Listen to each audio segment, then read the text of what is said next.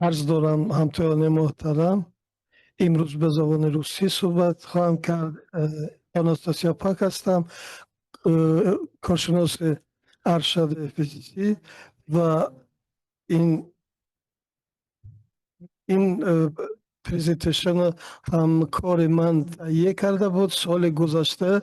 اونهایی که در کنفرانس سال گذشته شرکت داشتن دست بالا کنند. زیاد نیست ولی تشریف دارند.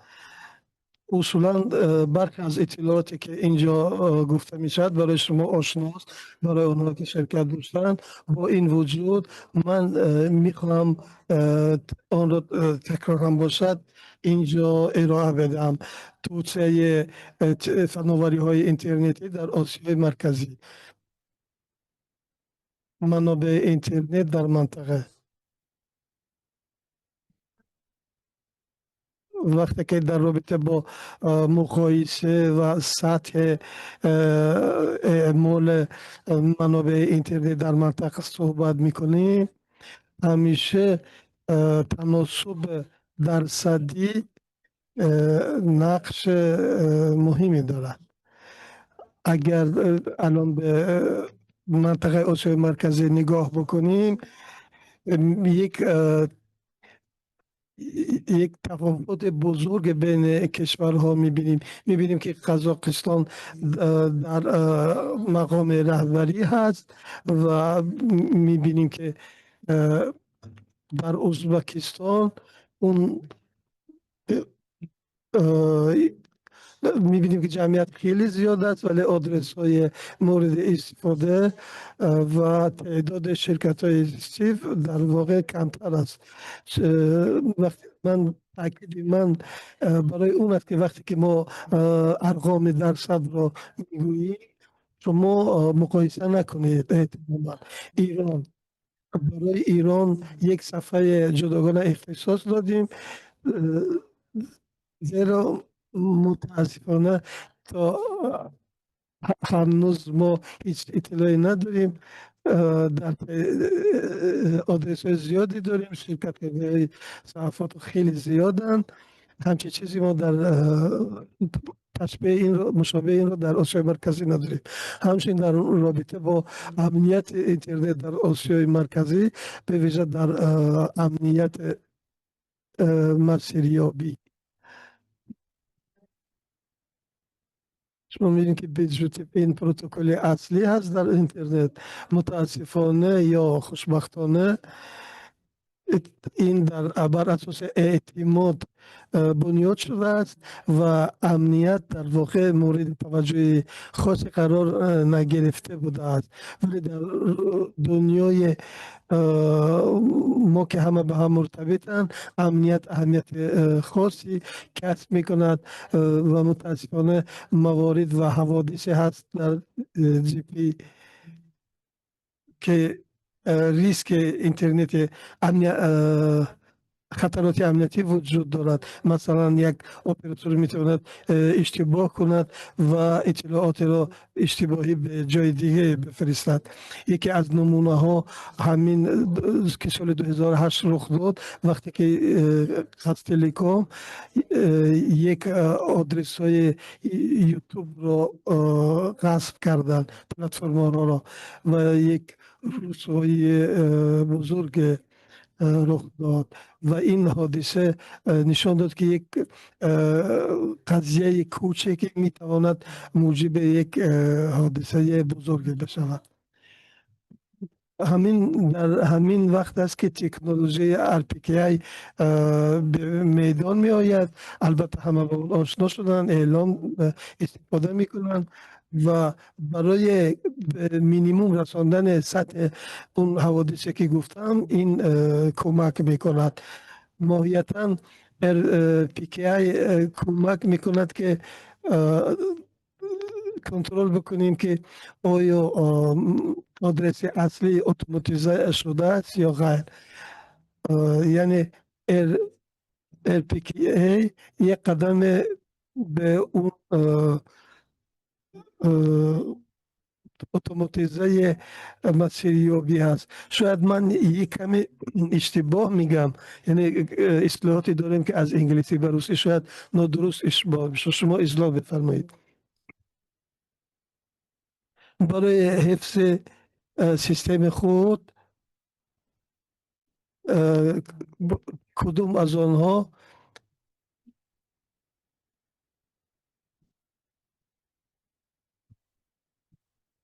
На маршрутизаторах для фильтрации недействительных BGP-анонсов. در اینجا همتای ما آقای جوکالوویچ دیروز گفتن در گزارش خودشون RPKA یک سیستم کنترل مرزی هست. اگر راه این گذرنامه شما هست که هویت شما را نشان میدهد، روی این اون موردی است که در مرز وقتی که شما میایین مشروعیت گذرنامه شما رو چک میکند، یعنی که گذرنامه هویت شما رو مشخص میکند. ولی اگر کسی این پاسپورت رو تایید نکنه شما نمیتوانید در خیابان راحت قدم بزنید. اسلاید بعدی، این حوادثی که سال گذشته در این رابطه گفته بودن، من زیاد توقف زیاد نمیگم. این حوادثی بود که برخی تلاش ها وجود داشت که برای بلوکه کردن تلگرام و یکی دیگه از اون بلوتوت فلایت که از این مرتبط بود به پاکستان تلکام و عقوبت‌های خیلی چشمگیری نداشت و این هم نمونه های عملی. این نقشه حوادث مرتبط به NGP طبق داده های BGP در برزیلی و در چیلی حوادث زیادی رخ داد و این حوادث مختلف بودند که مرتبط به ماز و غیر آن بود. اما در آسیای مرکزی تعداد زیادی نداریم از این حوادث. اما یک اشتباه خیلی کوچک پیامدهای خیلی بزرگی میتواند در پی داشته. برای همین با توجه حتی به یک دو حوادث باید این موارد را بسیار جدی بگیریم. الان در رابطه با سطح اعمال پوشش راه در آسیای مرکزی و سایر کشورهایی که به منطقه همسایه هستند، ما میبینیم که در اصولا سطح خوبی پوشش IPv4 اینجا هست، ولی در هر صورت IPv6 آدرس هاش بیشتر است. اینجا میخواستم توجه شما را به بخش دوم جذب کنم که امارات متحده عربی است. نه فقط IPv4 بلکه IPv6 هم سطح پوشش گسترده دارند. یعنی هم کاران من با رگولاتور این کشور تنگ همکاری میکنند و تعامل خوبی با اپراتورهای کشور دارند. این در رابطه با زمانی، عامل زمانی به روسی نمیدونم اینو چطور ترجمه بکنم درست. ازبکستان نه فقط برای اون که این وطنی من است، میتونم بگویم که تا یک سال اول در زمینه پوشش یک جهش رخ داد. آدرس های IPv4 خیلی زیاد شد در ماه ژوئن و همچنین در ماه می سال جاری. همکار ما گزارش داشت در نشست شورای اپراتوران ICC که در تاشکند برگزار شد و همین موارد را گزارش کرده بود.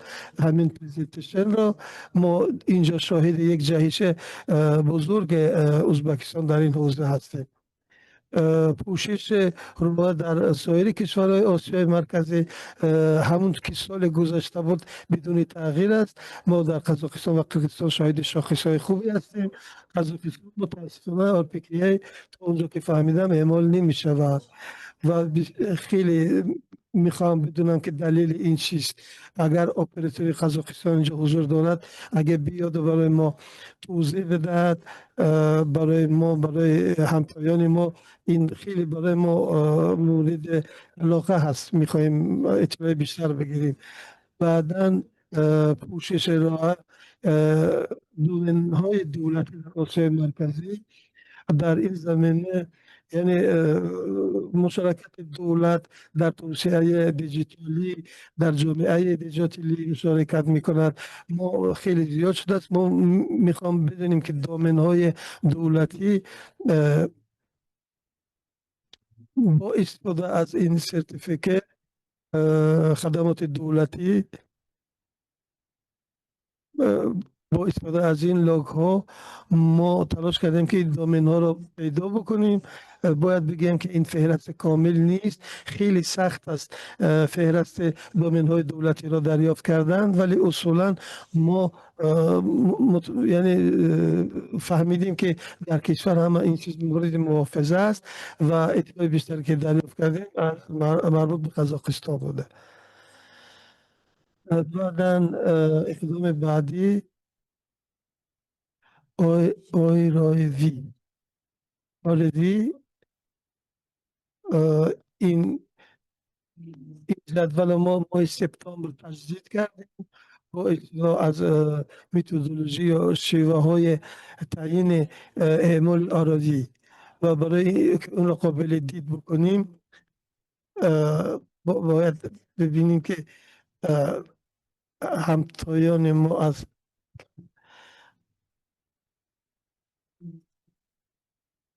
چی میخواستم بگم یادم رفت. ما میخواستیم نشون بدیم تحلیل پوشش آرایی را در سیستم چقدر اهمیت دارد. این سیستم مختار در منطقه، در مسیریابی این کشور چه نقش ایفا میکند. ما میدونیم که در قزاقستان تنوع زیاد است. اون جاهایی که با رنگ نارنجی اشاره شده، این رنگ سبز داخلی نیست، این خارجی است. این یک خبر خوبی دارم از قرقیزستان. طبق داده رویس الکت به اعمال راوی شروع کرده. اگر نماینده الکت اینجا هست، به شما خطاب به شما میگم که کار خوبی کرده. هر کسی موفق به این شده. این واقعا یک خبر پوزیتیو خوبی هست. در ترکمنستان ضمناً یک وضعیت دیگه شاهد هستیم، یعنی کمتر هست، توسعه کمتری داریم، ولی ترکمن تلکوم یک سیستم اتونوم یا مختار هست که مورد محافظت است. و ما میبینیم که ترکمن تلکوم با ازبک تلکوم مثل که خیلی شباهت دارن. فکر میکنم که همکاری بینشون وجود دارد. این به طور آنلاین در دسترس هست، میتونید عکس بگیرید و سیستم خود رو پیدا بکنید. ما به اینجا اطلاع ابینی که در مورد تعداد مشتریان را و جمعیت مناطق مورد خدمات را اینجا مندرج کردیم. الان سکان شده، امیدوارم که همه کار میکنند. اگر مشکلی بود بیایید، من کمک میکنم. ما میگیم که در جای خوب است وضعیت، در جای خیلی خوب نیست، ولی راوی اندازه‌گیری پیوسته تغییر میکند، پیوسته در تحرک و تحول است. اعمال راوی البته یک عامل اندیکاتور برای استفاده راحت مناسب است، اما در این سیستم ها میتونه تحولات دیگرگونی های هر روز داشته باشیم که منظره رو تغییر میدهد، یک حالت پویایی دارد. به همین دلیل میخواستم این را اضافه بکنم. و حالا این فصل آخری در IPv6 بسند سیستم های مختار که حمایت میکند مسئولیابی را طی 3 سال آخر وقتی که ما شروع به این گزارش ها کردن جهش های قابل نظری نبود 19% افزایش داده که در حالی که در اتحاد اروپا شاید 40% هستند. یعنی ما از آنها عقب میمونیم، ولی امید است که سال به سال پیشرفت میکنم و این ارقام نشان میدهد که این شبکه در چه حد آماده استفاده است. ما در این سلاید در رابطه با اعمال IPv6 در آسیای مرکزی صحبت میکنیم. اصولا قزاقستان و ایران پیشرو هست در همه ارقام و ازبکستان که سال گذشته 0 بوده و این سال 11% داره. ما یاد داریم که سال گذشته فقط تنها ازبکستان استار داده IPv6 را و امید داریم که در همه مناطق کشور رشد خواهد کرد. همکارای ما از ایران اینجا حضور دارن، خیلی خیلی پیشرفته هستن. ما امید هستیم که اونا میان از تجربه خودشون با ما در اشتراک میگذارن.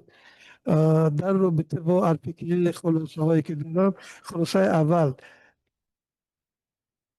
این تکنولوژی نه تنها از سوی اپراتورها بلکه از طریق دولت، مثلا کمیسیون فدرال آمریکا خیلی از این استقبال میکنند، تحسین میکنند و همچنین در لیدراننده استانداردیزه دولتی نیست از این سیستم استفاده کرده و گفته وقتی که اعمال میکنه این سیستم رو باید سوال بکنه که چرا تا حال این کار رو نکردی. به همین دلیل من فکر میکنم که همه چی دست خود شماست که پوشش بدید آدرس های خود رو، مشتریان خود رو. من مطمئن هستم اون یک نفر که دست بالا کرده توصیه های ما اگر دولت تصمیم میگیرد در رابطه با اقدام در این رابطه اون هم بسیار کار خواهد بود. آدرس های AVP 4 و 6 جمعیت در حال افزایش است، اینترنت در حال رشد است و به همین اقتضا برای IPv6 نیز افزایش می‌یابد. اینجا لینک های داریم به منابع مفید. اولکس مینیاکا همکار ما یک دوره پروتکل این را به زبان روسی ترجمه کرده در یوتیوب در دسترس است، میتوانید استفاده بکنید. اگه سوالی بود اینم لینک برای به زبان روسی ترجمه شده. تشکر از شما.